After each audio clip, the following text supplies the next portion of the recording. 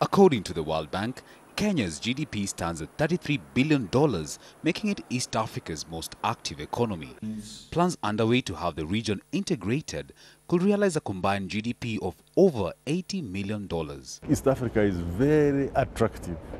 Our weather, our people, our ability to speak Swahili and English, the way our terrain, the way our countries look, we are very attractive. Two, we have gone through a period of growth, wars and useless time. We have now had a good educated manpower. So I think we are very attractive to look at. Secondly, we don't have the money. So we need people to invest in our countries to harness these resources. Kenya's growth potential has not been missed by investors. They are eyeing a piece of this mineral-rich country as a launchpad for the rest of the region. The oil industry growth, the exploration growth in Kenya really is a big opportunity, and we're in the very early stages. You can almost look at it as expansion out from Uganda and expansion into the country from the Indian Ocean. There's quite a bit of activity. There's demand for technical services, for technical people, and so there'll be quite a lot of growth. Recent oil funds in northern Kenya, said to be the largest in East Africa, is expected to have a ripple effect on economic growth for the country and its neighbors. At the moment, we realize that Kenya has some resources, Uganda has oil, Tanzania has gas. So I think that we should make sure that we are going to give some priorities to each country in order to avoid countries to continue fighting each other as long as we are in a group.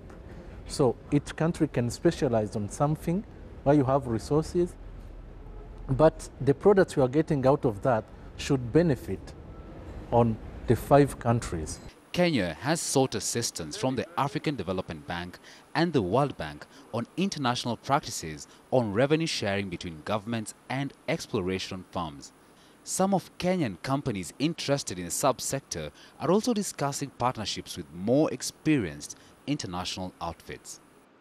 The government has a difficult business, or the difficult job, of plotting a straight and constant course with a lot of different voices calling for their particular needs. And the most important thing that I think the government can give is a long-term, stable policy.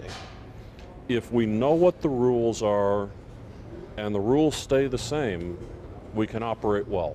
East Africans business people should be ready to compete with those multinationals. But to be possible, we should make those merge. Not a company in Kenya, no, we should merge and make sure that we have a presence in the 5 countries in order to be able to compete with those multinationals. It's my dream that in my life before I leave this world, I will see East Africa as one country. I will see that we are planning together. I will see us planning our pipelines together, our electricity together, our roads together, our education together.